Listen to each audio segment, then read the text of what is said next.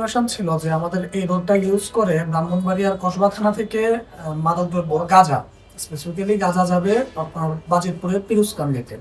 আমাদের র্যাবের team last কয়েকদিন যাবত পবিত্র ঈদুল আজহা কেন্দ্রিক ডিউটিতে ব্যস্ত, গরুর হাটে সহ আশেপাশে বেশ কয়েকটা থানায় ডিউটিতে ব্যস্ত। এই সুযোগটা নেওয়ার চেষ্টা করেছে মূলত মাদক ব্যবসায়ী। তো আমরা এই নিউজটা পাওয়ার পরে আজকে সকালে আমাদের ফোর্সকে আমাদের টার্গেটের লোকেশন কেন্দ্রিক বিভিন্ন জায়গায় ডেপ্লয় করি। সকালের দিকে ইনফরমেশন পাই মালামাল চলে গেছে টার্গেটের বাড়িতে এবং সে তার দোকান ভরে গাঁজাটা লুকিয়ে রেখেছে। এই ইনফরমেশনটা পাওয়ার পরে আমাদের একটা টিমকে সিভিলে পাঠায় তার বাড়ির আশেপাশে। ওইখানে আমাদের টিমটা যাওয়ার পরে সেখানে অবস্থান নেই ফেরিওয়ালা, সবজিওয়ালা ড্রেসে, পুরোপুরি সিভিল, কিছুতেই বোঝার উপায় নেই।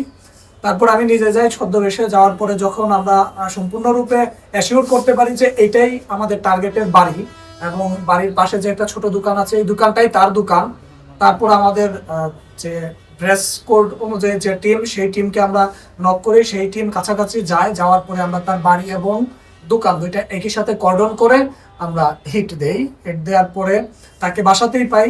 তাকে বাসা থেকে পাওয়ার পরে তাকে জিজ্ঞাসাবাদ করি। সে আসলে মাদকাসক্ত অবস্থায় ছিল, সে ঠিক মতো ইনফরমেশন দিতে পারতেছিল না। কিন্তু আমাদের কাছে যেহেতু ইনফরমেশন আছে, তার দোকান ঘরটাতে মালামাল আছে, আমরা দোকান ঘরটা খুলি। খোলার পরে দেখি যে বিভিন্ন ধরনের লাকড়ি এবং গাছের পাতা লতার নিচে 5টা বস্তার ভিতরে গাঁজা ছিল।